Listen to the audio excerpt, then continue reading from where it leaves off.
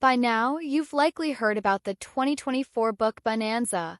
Blake Lively, Brandon Sklenar, and Isabella Ferrer were in attendance with Colleen Hoover to promote Blake's version of the movie. The book Bonanza has since become inextricably linked to the controversy surrounding It Ends With Us, and the idea that Blake seized control of a movie based on Colleen Hoover's book, a story that was supposed to center on the breaking of cycles that have been passed down through generations. Blake and Colleen Hoover encouraged fans to view Blake's version of the movie and support it, which left Justin's version out and unrevealed.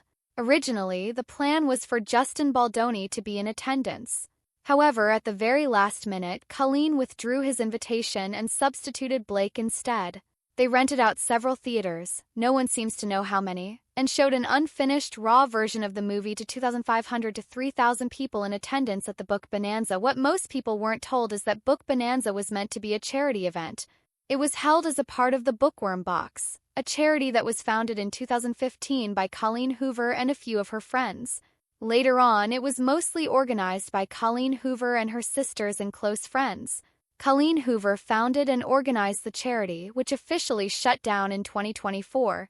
This made the 2024 Book Bonanza its last event. The event was held at a convention center in Texas, with the aim of raising funds for charitable causes. One of the charities that benefited from it in 2024 was the Michael J. Fox Foundation, which is quite ironic considering that Ryan Reynolds is a board member. At the time, the Bookworm Box explained its purpose as being a charity that aims to raise funds for charitable causes by using the love of reading. Colleen Hoover had received immense support from her readers when she first started out, and she wanted to find a way to give back. She founded the charity with her sisters, Lynn and Murphy. The charity later gained 501c3 nonprofit status and claimed to have donated over $1 million to charity. Their work included literacy-focused fundraisers, a specialty bookstore, the annual Book Bonanza convention, raffles, and a subscription box service. That subscription service, mostly featuring Colleen Hoover's books, ended in February 2023. Subscribers paid a monthly fee, often higher than standard retail prices. By 2024, the final Book Bonanza marked the end of it all. Plans to shut down the subscription service had already been announced in 2023, along with the closure of the bookstore. According to their website, partner organizations included the Michael J. Fox Foundation and Reach Out and Read. So the charity had a dual purpose: promote reading and authors, raise money for other organizations, and, at least on paper, also help sell books. That's where things start to feel a bit uneasy. Looking into why the charity shut down raises an important question. In 2023, a year before closing, and at a time when Colleen's success was at its peak, only 11% of the organization's revenue reportedly went to charity. The remaining 89% was used for operational costs, running programs, maintaining the subscription service, paying employee salaries, and covering other expenses. Put simply, if someone spent $1 at Book Bonanza, about 11 cents went to charitable causes and 89 cents went toward keeping the organization running. That's not a strong rate for a charity. Honestly, it's troubling when you look at how much money was coming in versus how little was actually given away.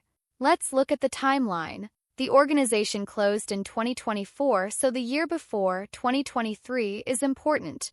But 2022 was their biggest year, the moment everything surged in popularity. According to their IRS Form 990 listed on ProPublica, revenue reached about $3 million. Expenses totaled roughly $2.51 million. They reported net assets of $1 million and net income of around $612,000. You'd expect that kind of success to translate into major charitable giving, but that's not what happened. Browsing through the financial statements, there is something peculiar that comes to light. In 2022 alone, the entity spent almost $700,000 on buying books, and this is with them running a bookstore and a subscription box service. For several years, the narrative was that many of these books were donated by authors in the form of special editions and additional copies. If this were entirely the case, then the question is, why spend almost $700,000 on buying books and then another almost half of that amount on shipping them? By the end of 2022, despite having more than $3 million in revenue, only around $348,000 had been disbursed in the form of grants. The large operational expenditure had absorbed most of the money. Then came 2023. The entity had $1.9 million in revenue, $2 million in expenditure, and a negative net income. That year, only $47,000 was disbursed in the form of grants. They listed Book Bonanza itself as costing $1.167 million to run, with revenue of about $1.44 million, leaving roughly $300,000. From that, only $47,000 was donated to charity. The subscription boxes told a similar story. The messaging said that buying books supported charity, yet the organization spent $357,000 operating the subscription program and brought in about $412,000. That left roughly $60,000 that could potentially go toward charitable causes. So, while the system was framed as charitable, only a small portion of the money connected to book purchases actually reached nonprofits. In the same year, the organization also spent $28,000 on acquiring the books and another $54,000 on shipping them, and this was for a subscription service that had been described many times as one that relied on donated books. But now, let's go back to 2022, which was the peak year. This is where the number gets really interesting. Almost $688,000 was spent on acquiring books from authors, including Colleen Hoover, and then selling them again through the subscription service and bookstore. This was a complex loop that was created. Bulk book sales earned royalties for authors. This meant that while the nonprofit was acquiring and distributing the books, it was actually contributing to increased royalty payments, especially since many of the books that were being shipped were written by Colleen herself. Not all of them, but a lot of them, especially in the young adult and new adult genres. This model drew criticism at the time. Some observers argued that certain nonprofit book subscription programs functioned less like charities and more like mechanisms that boosted book sales through bulk purchases. The nonprofit paid for the books, those payments translated into royalties, and the operational expenses remained high, while the actual charitable donations stayed relatively small. When you consider the scale of book sales and the royalties involved, it raises a difficult question. Where was most of the financial benefit really going? You'd expect a charity bringing in that much money to be donating hundreds of thousands every year. But that only really happened twice, once in 2022 and once in 2023. And when you look closely at where the money actually went, the amounts feel surprisingly small. In 2022, donations were spread across several organizations. Action for Autism received $20,000, Build On in Connecticut got $10,000, the Children's Literacy Initiative in Pennsylvania received $30,000, and the East Texas Food Bank was given $7,500. Other groups received even smaller amounts, $5,000 here, $10,250 there, $6,875 somewhere else. Support also went to literacy programs for incarcerated people, food banks, and organizations like RAINN, which received $25,000, and Michael J. Fox Foundation, which received $10,000. And this was during a year when Colleen Hoover was selling at an extraordinary level, millions of books, generating millions in income. Many of her stories center on trauma, including sexual violence and domestic abuse. So when you compare those themes to the donation amounts, it raises questions. Causes connected to those topics received relatively modest support. Then comes 2023. The donation pattern shifts. Culture City receives $30,000. The Maui Food Bank gets $75,000, likely tied to wildfire relief. The Michael J. Fox Foundation jumps dramatically to $100,000. And Reach Out and Read receives $110,000.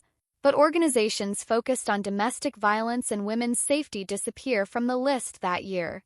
In a year with significant visibility and resources, only a small portion of the funds seem directed toward those causes, even though the stories themselves often center on women's trauma. But things get even more confusing in 2024. For several years, the organization had reported zero expenditures for travel. Then, in its final year, it reported around $200,000 for travel expenditures. That's a drastic difference, particularly since the book Bonanza itself took place in Texas. There's very little information about what that travel expenditure was for. The same year, the organization reported expenditures of $104,000 for legal fees, although there hadn't been any apparent lawsuits in public, and further travel expenditures with no further information. During the final book Bonanza, they reported donations of $75,000 to the Michael J. Fox Foundation and $75,000 to the National Book Foundation, as well as dispersing grants of around $35,000. The figures don't always add up neatly, and it's hard to see exactly where each dollar went. In their final round of donations, funds went to several groups. Family Place, a shelter supporting victims of domestic violence, received $40,000. Grapevine Relief in Texas got $75,000. Culture City received another $40,000. The Michael J. Fox Foundation and the National Book Foundation each received $75,000. At the same time, donations to organizations focused specifically on sexual violence or national support hotlines were absent that year. This stood out to many observers, especially given the public conversations around domestic abuse tied to It Ends With Us and the broader awareness surrounding the topic. There was also tension around donations connected to the film. At one point, Colleen reportedly expressed frustration that money hadn't been donated in her name to certain domestic violence organizations, something that isn't legally straightforward, since charitable deductions must be claimed by the actual donor. By the end of it all, the organization closed its doors. Financial records showed they started the year with significant funds, around $900,000, and finished with zero, stating the money had been distributed in accordance with legal requirements. Of course, no one is suggesting any kind of wrongdoing. However, the juxtaposition is difficult to overlook. A messaging of charity with financial breakdowns of relatively small percentages, 11% one year, 6% in the final year, actually reaching charitable organizations. And during the same time, the focus turned to big-ticket purchases. In May 2024, Colleen allegedly closed on a $5 million, 7,000-square-foot waterfront property in Everett, Washington, paying in cash. It's a luxury property for seasonal use, while her other home is in Texas. Of course, making money and spending it is a matter of personal choice. No one is suggesting she doesn't have the right to do so. However, when looking at the same information, the small percentages of donations to charitable organizations, the high costs of operations, and the level of personal financial success, it's difficult to avoid wondering the impact could have been greater during a moment when visibility, resources, and public attention were at their highest. It just feels strange. She was upset that 1% of the proceeds weren't donated in her name, yet instead of donating that amount herself, she bought a $5 million home in cash around the same time. She even texted Blake Lively about it. The messages show them celebrating the purchase and sharing photos of the empty living room, joking and reacting in excitement. Blake responded with shock and admiration, asking where it was and talking about how much her husband loves that region. Tone was upbeat, personal, almost giddy. At the same time, they were also discussing the film cuts. Blake mentioned watching both versions side by side and said she preferred theirs, listing dozens of things she liked more. Conversation included criticism of Justin Baldoni and his version of the film, even mocking elements like how his name appeared on the poster. The overall mood wasn't just professional disagreement, it felt personal. And this was happening just weeks before the final book Bonanza event, while the nonprofit was nearing its closure. During what was supposed to be a charity-focused period, the attention seemed to drift elsewhere: private conversations, creative disagreements, and behind-the-scenes tensions. Reports from the event itself described cast members speaking negatively about Justin during dinners, even while attending a fundraiser meant to support charitable causes. The actual book Bonanza premiere, the focus again appeared to shift. Instead of centering on the charity, much of the spotlight was on Blake and her role as a producer. The event, which reportedly raised around $150,000, cost far more to host and became entangled with the ongoing conflict over the film. Financially, it raised more questions. That same year, the organization recorded about $200,000 in travel expenses, despite previously reporting none. Meanwhile, Colleen Hoover purchased a $5 million second home in Washington. Around the same time, she was privately expressing frustration over donations not being made in her name, even though she had the ability to donate personally if she chose. No one is saying she was required to do that, but the contrast stands out.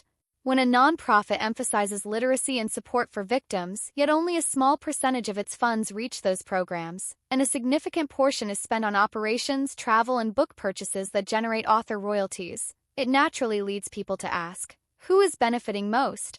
Is it the broader public and the causes being highlighted, or the individuals connected to the organization? There's also the issue of scrutiny. As her fame and success grew, so did public attention. Any charity operating at that scale would likely face deeper examination, from watchdog groups, from regulators, from the public. Some believe the shutdown came at a moment when that scrutiny was intensifying. At the same time, the film itself involved major financial backing from studios and investors. Colleen didn't personally fund production, yet the promotional push leaned heavily on her fanbase. And during a moment when conversations around domestic violence were front and center, many felt there was an opportunity to speak more directly for victims, one that, in their view, wasn't fully taken. All of this has led to strong opinions. Some see it as a well-intentioned effort that became too complex and costly to sustain. Others view it as a system that blurred the line between charity and business, especially when book purchases tied back to royalty earnings. And then there's the travel spending in that final year. With no prior travel expenses on record, the sudden $200,000 raises questions. Was it tied to events, promotions, or logistics around the film and appearances? The records don't clearly explain it, and that uncertainty fuels speculation. In the end, this is just one lens on the story. A closer look at the charity, the finances, and the timing. Doesn't claim wrongdoing, but it does highlight why people are asking harder questions about impact, priorities, and accountability when so much money, attention, and influence are involved.